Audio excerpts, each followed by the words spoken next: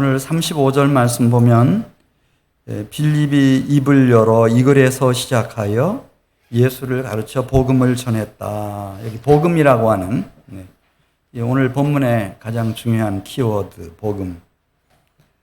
우리가 선교 역사가 그렇게 길지 못하다 보니까 우리가 복음을 얘기할 때 어느 교회나 마찬가지겠습니다. 복음하면 마가복음 1장 1절에서 소개하고 있는 것처럼 예수 그리스도의 복음, 하나님의 아들 예수 그리스도의 복음의 시작이라. 예수 그리스도의 복음을 사실은 많이 강조해 왔습니다. 그렇지만 디모데전서 1장 11절에 있는 말씀을 보면 복되신 하나님의 영광의 복음에 대해서 말씀하고 있습니다. 하나님의 복음, 하나님의 영광의 복음.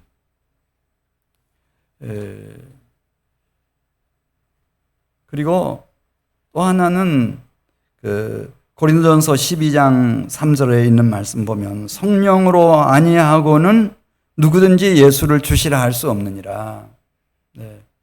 정말 예수님이 나의 아도나이, 나의 주님이라고 하는 진정한 신앙 고백을 가지려면 성령께서 역사하시지 않으면 불가능한 얘기다. 그래서 이 성령의 관점, 또 하나님 아버지의 관점, 그리스도 예수의 관점. 저희 한민교회는 벌써 개척된 지도 이제 30년이 훨씬 넘었고요. 그래서 이제는 우리가 복음을 좀 물론 복음이라는 말이 구약 성경에는 안 나오고 신약 성경에 나옵니다. 그렇지만은 이렇게 성자이신 예수 그리스도의 복음, 성부이신 또 하나님의 복음, 또 성령님의 복음, 이런 관점에서 우리가 좀 복음을 같이 생각해 보려고 합니다. 우선 고린도 사도행전 18장 35절에 보면은 사도행전 8장 35절이죠. 이 글에서 시작하여, 이 글은 어떤 글을 말하는가? 32절, 33절에 설명하고 있는 내용입니다. 제가 한번 읽어드리겠습니다. 32절 말씀, 읽는 성경 구절은 이것이니 일러스되 그가 도살자에게로 가는 양과 같이 끌려갔고 털 깎는 자 앞에 있는 어린 양이 조용함과 같이 그의 입을 열지 아니하였도다. 그가 굴욕을 당했을 때 공정한 재판도 받지 못하였으니 누가 그의 시대에 악함을 말하리요. 그런 뜻이에요. 누가 그의 시대를 말하리요. 그의 생명이 땅에서 빼앗김이로다 하였거늘. 이 말씀을 읽고 있었어요. 사실은 이 말씀은 구약의 그 유명한 이사야라고 하는 선지자가 나의 죄, 우리의 죄와 그 죄의 저주와 그 형벌과 사망을 대신 담당시킬, 그래서 우리의 죄를 다 죄값을 해결해 주실 고난받는 종을 보내신다라고 하는 그 이사야 52장 13절부터 53장까지의 말씀, 그 말씀 가운데서 이제 핵심적인 요절을 뽑아가지고 지금 본문에 소개하고 있는데, 이 에티오피아 사람, 에티오피아의 여왕 간다게의 모든 국고를 맡은 네시, 그 네시가 신기하죠. 더더군다나 히브리파 유대인 아니고 헬라파 유대인도 아니고 완전한 저 아프리카 에티오피아인이에요. 그런데 성경을 읽는 거예요. 구약 성경을, 이 당시에는 구약 성경이죠. 구약 성경을 이렇게 꼼꼼하게 차분하게 쭉 읽어가다가 이제 이 대목, 이사야 선지자가 지금 말씀하고 있는 고난받는 종에 대한 예언의 말씀에 이제 도착을 한 건데, 이게 너무 중요하다고 하는 느낌을 받은 것 같아요. 이 내시가요. 예. 이게 나의 죄를 위해서, 우리의 죄를 위해서 고난받는 종이 그 죄의 저주와 형벌과 사망을 대신 담당하고 우리의 죄값을 다 갚아버려 주시겠다. 그런 얘기 했는데 이게 무슨 얘기인가? 그래서 진도를 나가지를 못하고 계속 읽고 있었는데 마침 이제 빌립이 그 지금 읽고 있는 말씀을 이해하는가 그렇게 물으니까 내가 이해를 못한다. 좀 내 수레에 올라오셔서 병거였겠죠. 네. 이 말씀에 대한 해석을 좀 해주시라. 예, 우리 34절 보겠습니다. 34절. 그 내시가 빌립에게 말하되 청컨대 내가 묻노니 선지자가 말한 것이 누구를 가리킴이냐, 자기를 가리킴이냐, 타인을 가리킴이냐.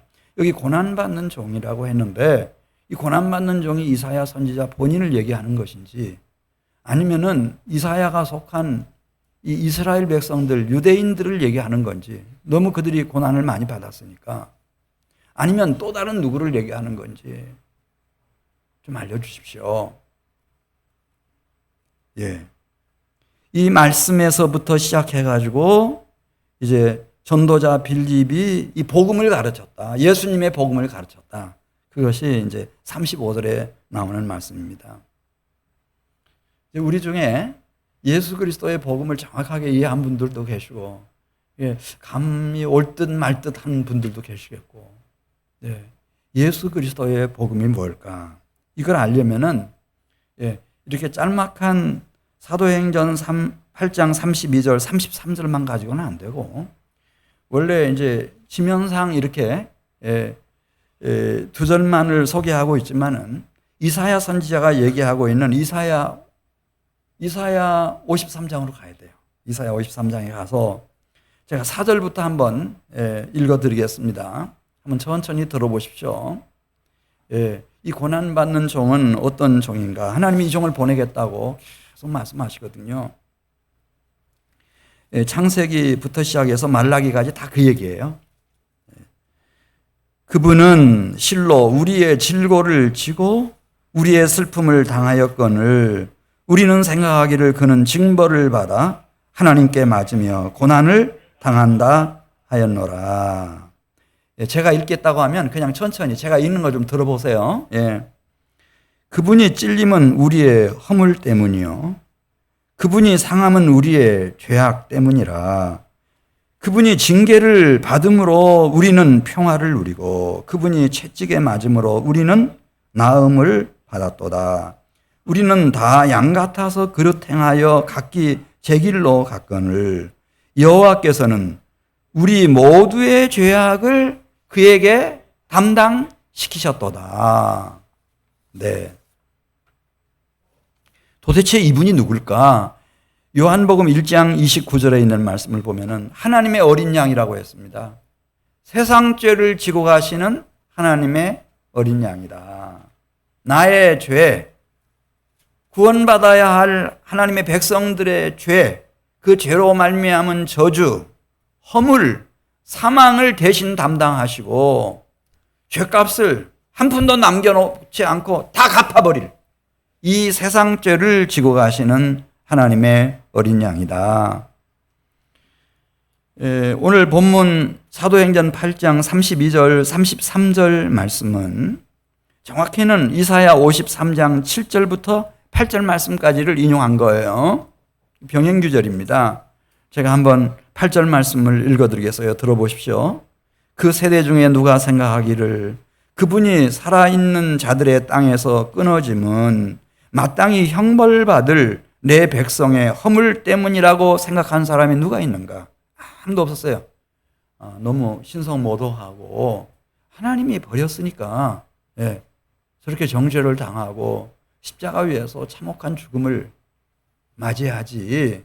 그렇지 않고는 아무도 그분이 우리의 나의 허물과 죄, 그 죄의 저주와 형벌, 사망을 대신 담당하시고 내 죄값을 다 갚아버리려고 그분이 그 희생을 치른다고 하는 것을 아무도 눈치를 못 챘어요.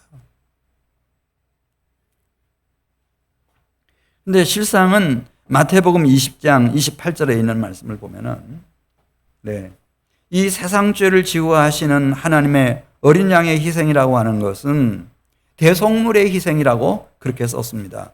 고대에 죄를 많이 짓는다든지 빚을 많이 지으면은 노예로 팔려가요. 또 전쟁 상황에서는 포로가 되기도 하고요. 네. 끌려가서 죽음, 목숨을 잃을 수도 있어요. 그때 누군가가 나서서, 예, 그 빚을 다 갚아버리고 그 사람의 잘못을 대신, 그 저주와 형벌과 사망을 대신 담당해 줄 사람이 있다고 할 것 같으면 이 사람 풀려날 수 있어요. 예. 그래서 해방과 자유를 얻기도 하죠. 그때 드려지는 대속의 희생을, 예, 대속물 이렇게 말해요. 자기 목숨을 많은 사람의 대속물로 주려 함이니라. 그렇게 말씀했어요. 네. 하나님이 계시는데 하나님이 사실은 최고 재판장이세요. 거룩한 재판장이시라고요. 그분은 죄는 그냥 넘어가는 법이 없어요. 죄는 다 계산하시죠. 근데 여러분, 죄의 값이 뭔지 아세요? 사망이에요. 사망. 죄의 삭은 사망이에요. 그래서 원래 적어도 이스라엘 백성들에게는 하나님이 모세 때부터, 아니 아브라함 때부터, 아벨 때부터 그걸 알려주신 거예요. 처음부터 에덴 동산에서부터. 피 흘림이 없은즉 사함이 없다. 죄값을 치르려면은, 완전하게 치르려면은 피를 흘려야 되는 거예요. 목숨과 생명을 바치지 않으면은 죄를 해결할 길이 없어요. 그것을 이스라엘 백성들 오랫동안 지켜온 제사의식을 통해서 주님께서 계속 말씀해 오신 거예요. 이사야 53장 11절 말씀. 나의 의로운 종이 자기 지식으로 많은 사람을 의롭게 하며 또 그들의 죄악을 친히 담당하리로다. 이는 그가 자기의 영혼을 버려 사망에 이르게 하며 범죄자 중 하나로 헤아림을 받음이니라. 그가 많은 사람의 죄를 온전히 담당함으로 우리의 허물과 죄악의 저주, 형벌, 사망을 대신 담당하시고 나의 죄값을, 우리의 죄값을 한 푼도 남김없이 다 갚아버리셨다는 거예요. 이것이 예수 그리스도의 복음이에요. 부모님이 내 죄값을 갚을 수가 없어요. 왜냐하면 이 죄라고 하는 게 내가 알고 있는 것은 빙산의 일각이잖아요. 내가 모르는 부분이 너무 크고 많은 거예요. 그러니 죄를 알지도 못하는데 그걸 어떻게 갚아요? 그리고 죄값이 너무 비싸요. 너무 비싸요. 생명이 아니면은 피 흘림이 없이는 죄를 해결할 수가 없는 거예요.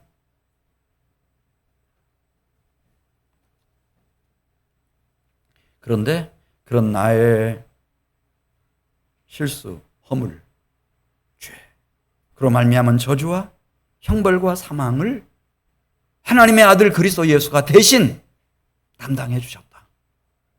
그리고 당신의 피, 목숨, 생명, 영혼까지 속건제물로 다 바쳐가지고 내 죄값을 한 푼도 남김없이 다 갚아버렸다. 할렐루야! 그게 예수 그리스도의 복음이에요. 예수님밖에는 없어요. 누가 그 일을 하겠어요, 나를 위해서? 예수님밖에는 없는 거예요.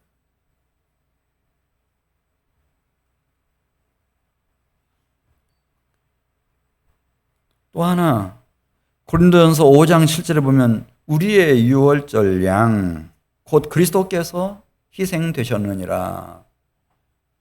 고린도전서 5장 7절에서는 따라서 해보세요. 유월절 양이라고 했어요.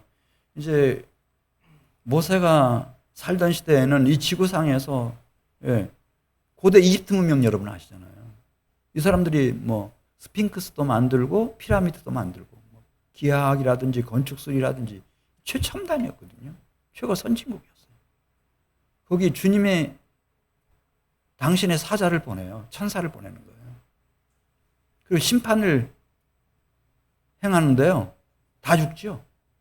그 나라의 최고의 왕인 파라오의 왕자부터 시작해가지고 신하들의 장남들부터 시작해가지고 이 고아의 맏아들까지 심지어 그들 소유의 가축의 첫 새끼까지 다 죽잖아요. 다 죽어. 죄 삭은 사망이니까. 피 흘림이 없은 적 사함이 없으니까 다 죽잖아요. 다 죽어. 그럼 한번 제가 물을게요.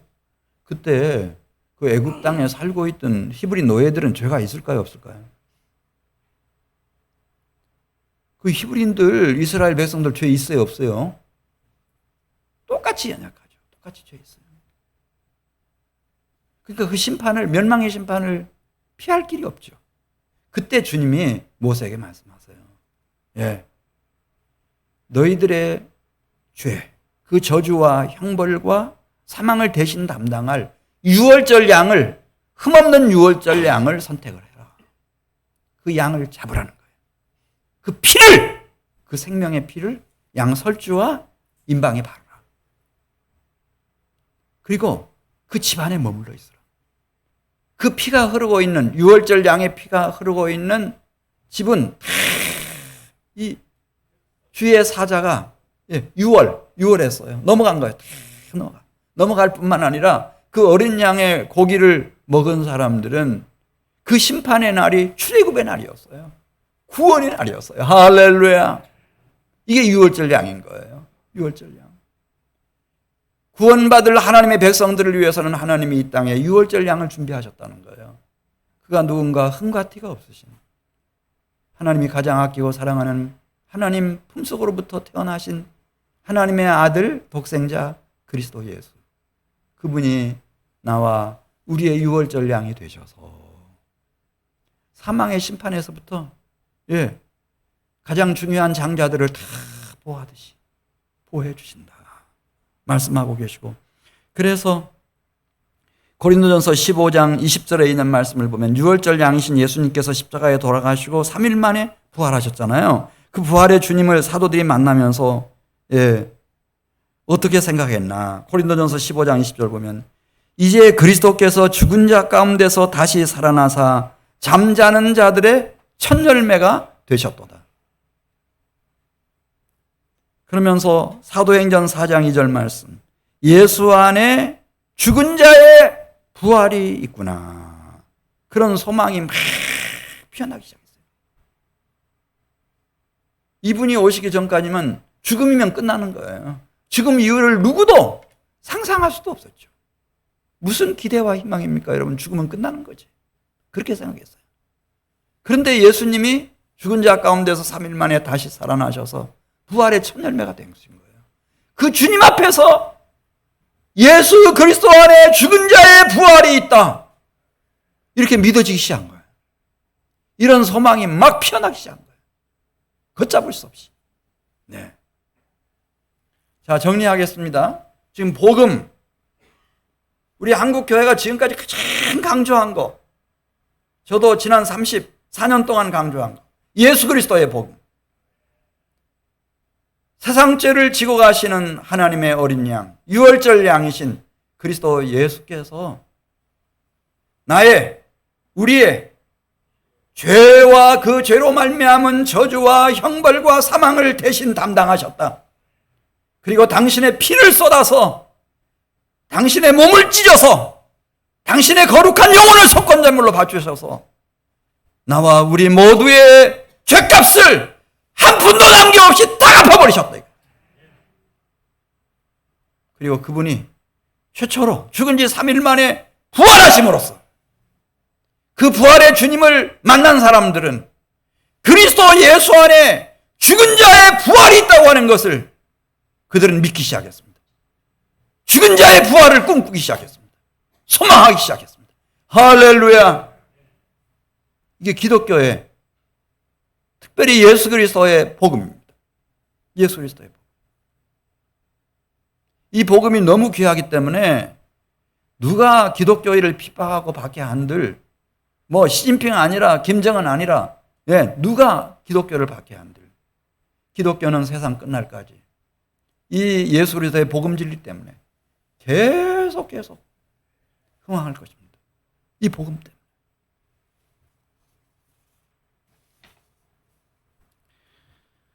자, 우리 36절로 가겠어요.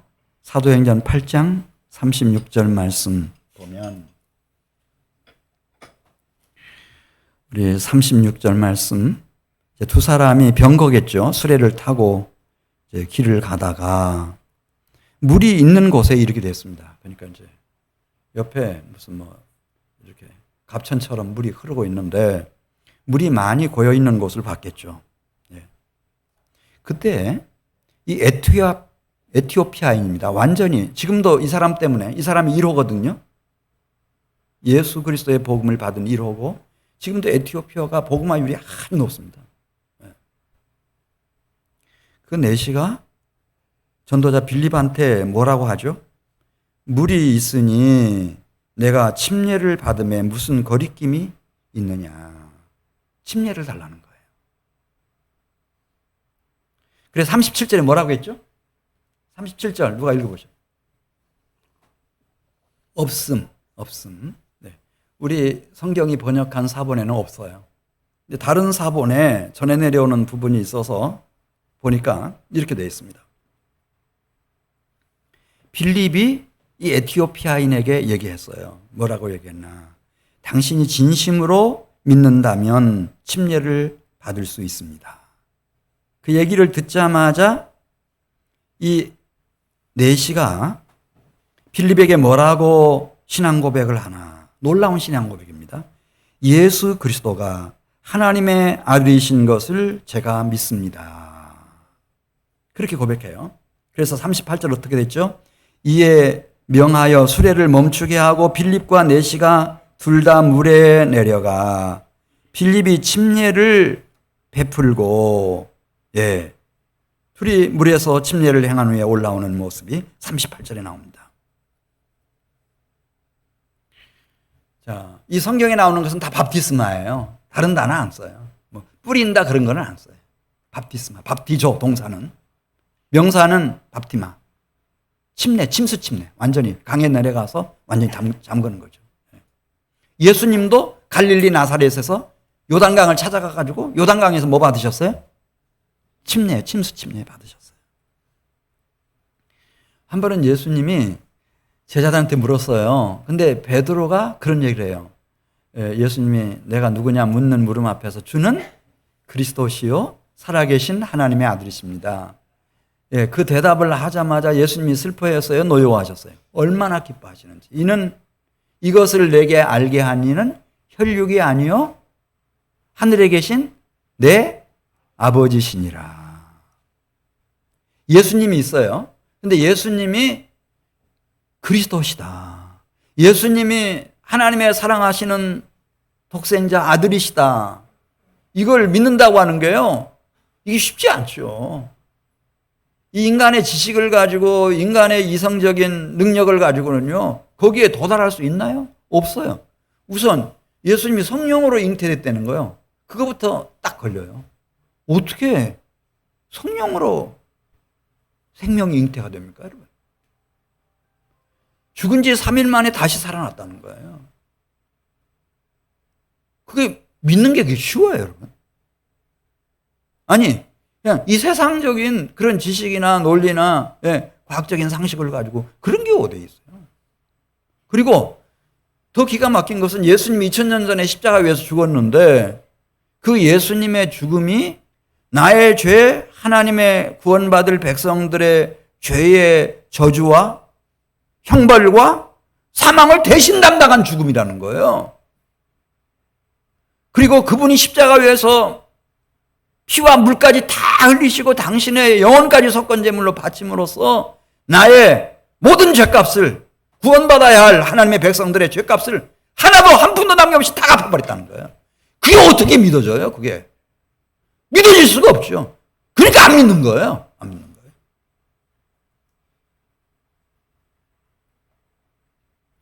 그래서 요한복음 15장 26절에 보면은 이것은 혈육으로 되는 게 아니거든요.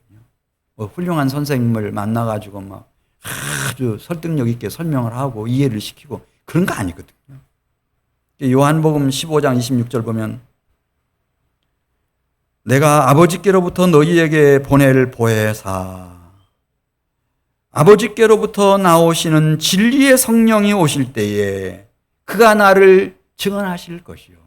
진리의 성령, 구원받은 영혼들의 보호자이신 보혜사, 진리의 성령이 오시면 그 성령께서 증언해 주신다는 거예요. 내 마음과 내 심령과 영혼 속에 그분은 성령으로 잉태되셨다.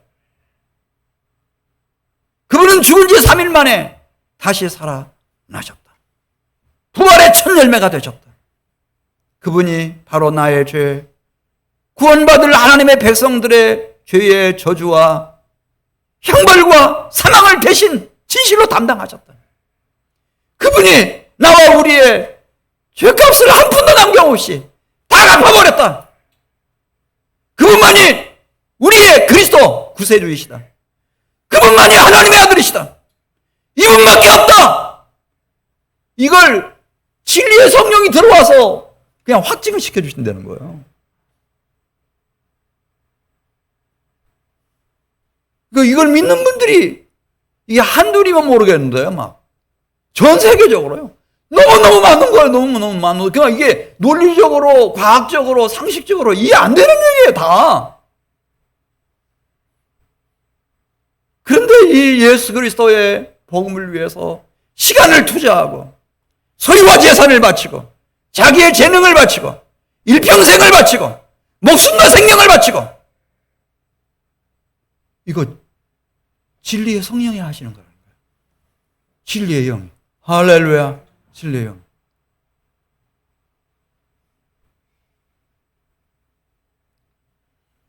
제가 저쪽 도로가에 있었을 때, 2층에 있었을 때 어떤 분이 3대째 예수 믿는데요. 자기 대학에 300명인가 교수가 되는데 자기가 평교수회의 회장이래요. 근데 성경 너무 많이 어려서부터 읽었대요. 안 믿어진다는 거예요. 하나도 안 믿어진다. 안 믿어지죠. 당연히 안 믿어지지. 그래서 제가 기도를 하라고 안수를 해주겠다. 안수했어요. 방언이 터졌어요. 성령이 임하고 나니까요. 날아갈 것 같다는 거예요. 다 믿어진다는 거예요. 다 믿어져. 할렐루야. 진리의 성령. 진리의 성령.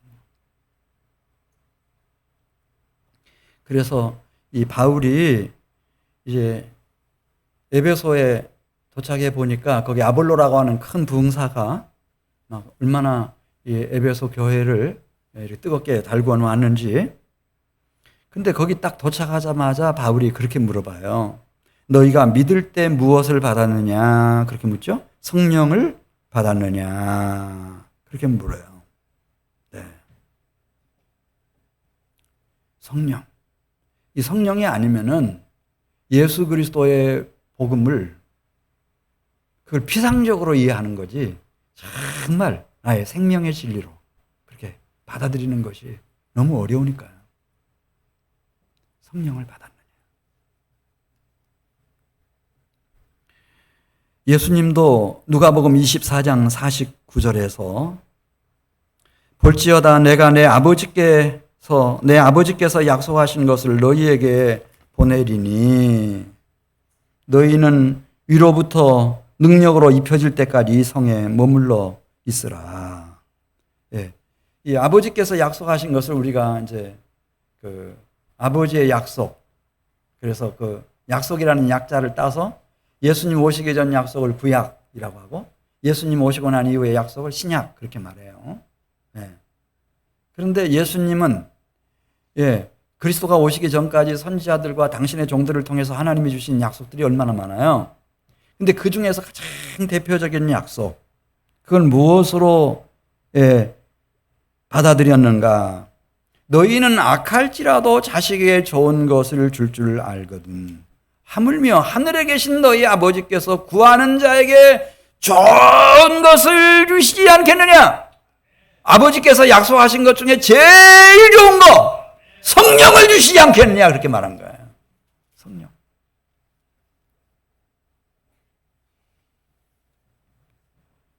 그리고 예수님도 똑같은 약속하셨어요. 내게 들은 바 아버지께서 약속하신 것을 기다리라. 너희는 몇 날이 못되어 성령으로 침례를 받을 거다.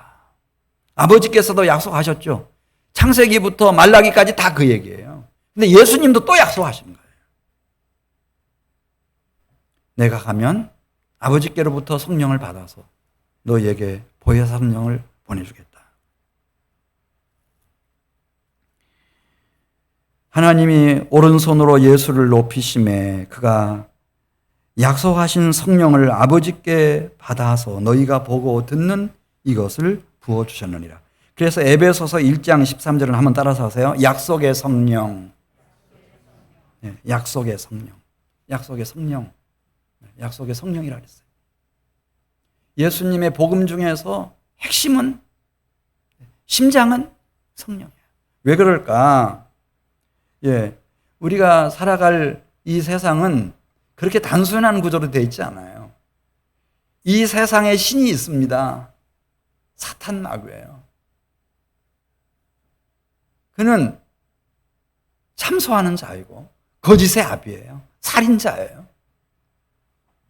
그러니까 아벨이 죽을 때부터 지금까지 피 흘리는 일이 계속되는 거예요. 세상 끝날까지 그렇게 갈 거예요.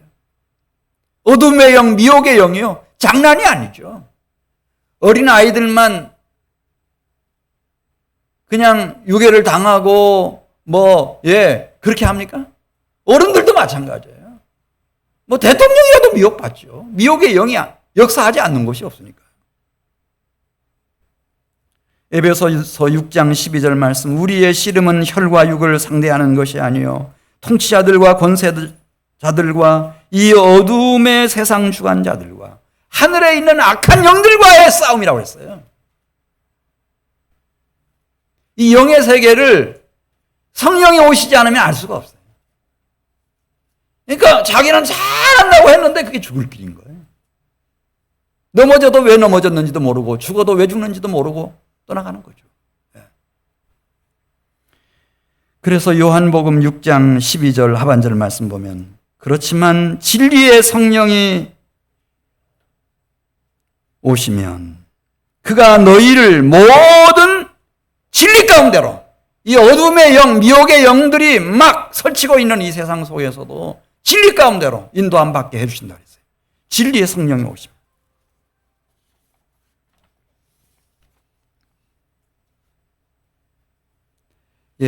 이 성령이 오셔야 이 영의 세계를 분별할 수가 있어요. 그래서 예수 그리스도의 복음은 이 성령의 복음이라고 그렇게 말할 수 있는 거예요. 또 이 성령이 오셔야 내가 누군지를 알아요. 이 세상에는 죄인은 하나도 없어요. 다 어떻게 생각하는지 아세요?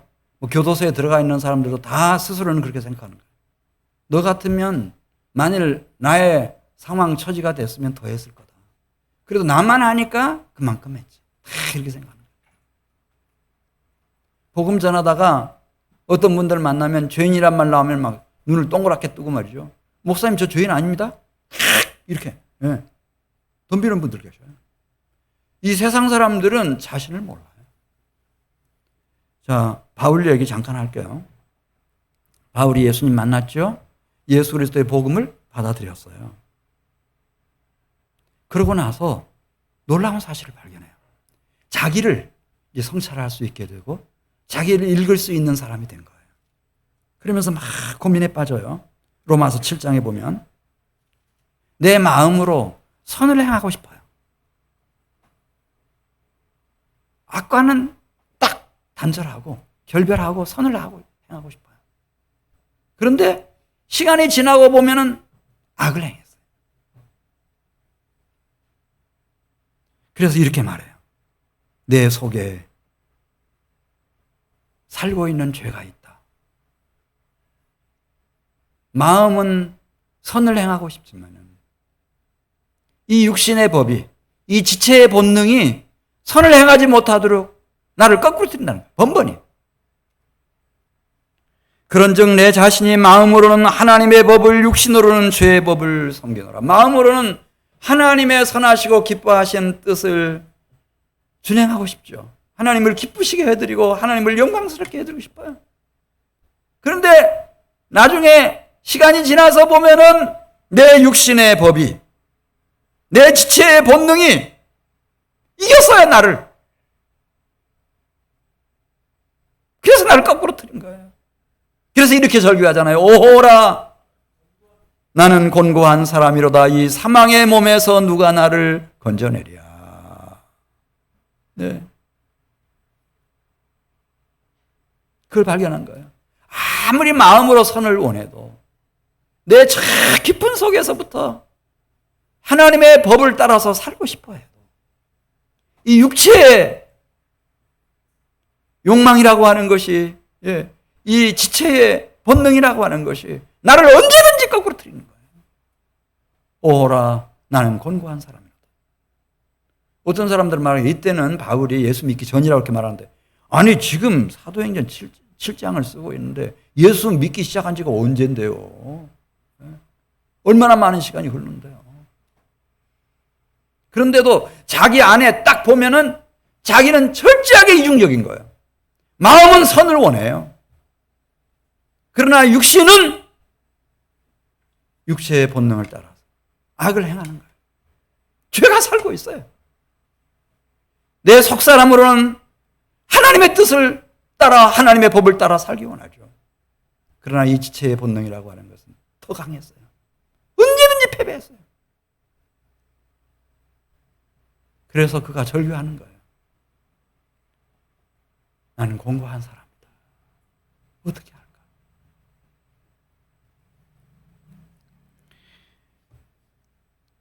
그 로마서 1장 17절 말씀 보겠습니다. 로마서 1장 17절 말씀 한번 띄워주시죠. 이것도 바울이 지금 고백한 거예요. 천천히 한번 제가 읽을 때 가만히 들어보세요. 네. 복음에는, 여기 복음은 예수 그리스도의 복음을 생각하시면 돼요. 복음에는 무엇이 나타났다고 그랬죠? 하나님의 의가 나타났어요. 이 복음이 아니면은 이 세상은 암흑천지예요. 내가 죄인인 것을 어떻게 알아요? 아무도 아는 사람 없어요. 네. 그런데 복음을 만난 사람들은 그 복음에 비답해서 하나님의 의를 발견하는 거예요. 하나님밖에는 의로운 사람이 없구나. 이렇게 깨닫는 거예요. 하나님의 의가 바로 하나님의 독생자 그리스도 예수시구나. 깨닫는 거예요. 복음에는 하나님의 의가 나타나서, 네, 그 하나님의 의를 믿음으로 말미암아, 그 하나님의 의를 믿음으로 말미암아 그 하나님이 약속하신 성령과 성령의 권능을 믿는 믿음에 이르게 되나니, 기록된 바 하박국서에는 그렇게 되어 있습니다. 나의 의는 믿음으로 말미암아 살리라 함과 같으니라. 우리의 믿음이 살아있는 믿음, 진정한 성장과 성숙을 성취하는, 정말 하나님께서 기쁨으로 흠양하시는, 하나님께 영광이 되는 그런 살아있는 성숙한 신앙생활이 되려면은, 네, 믿음에서 믿음으로 나아가야 된다는 거예요. 그냥 우리가 생각하는 것처럼 나 예수 믿는다 안 믿는다 뭐 그런 정도가 아니고 믿음에서 더 깊은 믿음으로 나아가야 된다. 로마서 8장 1절로 가겠어요. 로마서 8장 1절 말씀.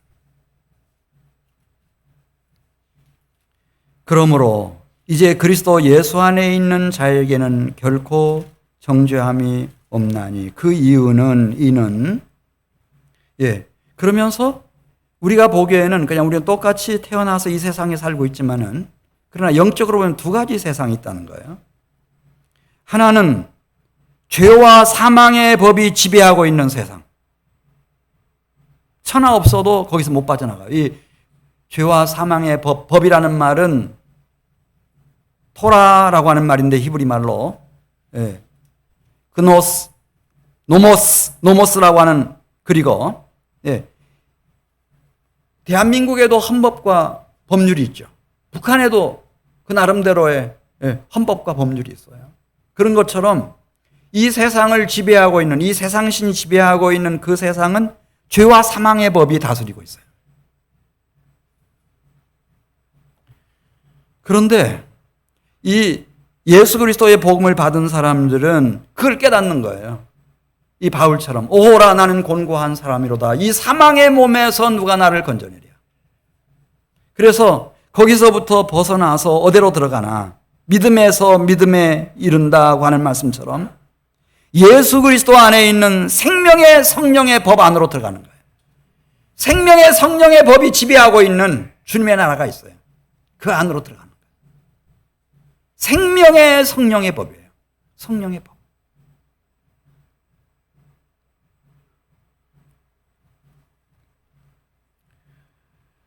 예, 이 힘을, 이런 놀라운 역사를 오직 성령만 하시는 거예요. 그래서 예수 그리스도의 복음은 성령의 복음이에요. 예수님이 그렇게 말씀하셨잖아요, 직접. 성령으로 거듭나지 아니하면 하나님 나라 볼 수도 없고 들어갈 수도 없다. 성령으로 거듭나지 아니하고는 하늘 아버지께서 우리를 위해서 준비해 놓으신 죄사함 받은 자들, 그리고 사망에서부터 해방과 자유를 얻은 사람들이 가질 새 생명, 심령의 부활을 말하는데 그 생명 가질 수도 없고 그 생명을 누리면서 살아갈 수도 없다. 뿐만 아니라 로마서 8장 11절 말씀, 예수를 죽은 자 가운데서 살리신 이의 영이 너희 안에 거하시면, 그리스도 예수를 죽은 자 가운데서 살리신 이가 너희 안에 거하시는 그의 영 성령으로 말미암아 너희 죽을 몸도 살리시리라. 믿음으로, 믿음의 이름으로써 이 죄와 사망의 법에서부터 벗어나서 생명의 성령의 법 안으로 들어간 사람들, 그들에게 성령께서 새 생명을 주시고 새 생명을 살게 하시고 우리 주님 재림하실 때 그 신령한 부활의 몸으로 다 일으키신다는 거예요.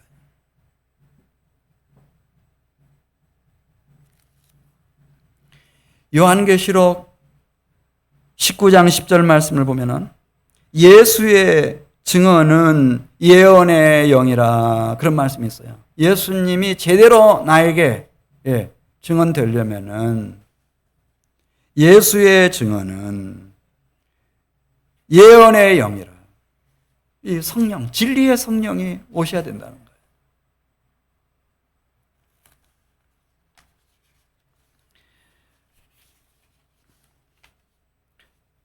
2021년에 우리 기독교 출판 문화상 분야에서 최우수상을 받으신 분이 그 총신대학에 계시는 박용규 교수님이신데, 그분이 쓴 책이 그 제목 자체가 제목 성령의 복음이에요.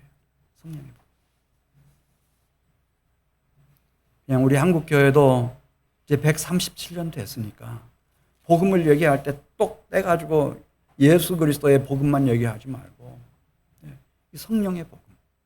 예수님 왜 그토록 부활하시고 나서도 성령을 받으라고 말씀하시고, 승천하기 전에도 성령이 너희에게 임하시면 너희가 참 권능의 사람들이 될 것이고 땅끝까지 내 증인이 될 것이라고 그렇게 말씀하신 이유. 예수님이 남기고 가신 그 가르침 속에서 찬란하게 빛나고 있는 것은 성령의 복음입니다. 자, 오늘 말씀 정리하겠습니다. 사랑하는 성도 여러분, 우리가 복음을 말할 때는 예수 그리스도의 복음이 있습니다.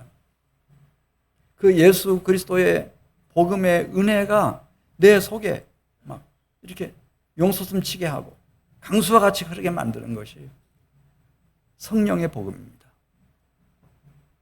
오늘이 금년 상반기 이제 마지막 주일인데요. 금년 며칠 남지 않았습니다.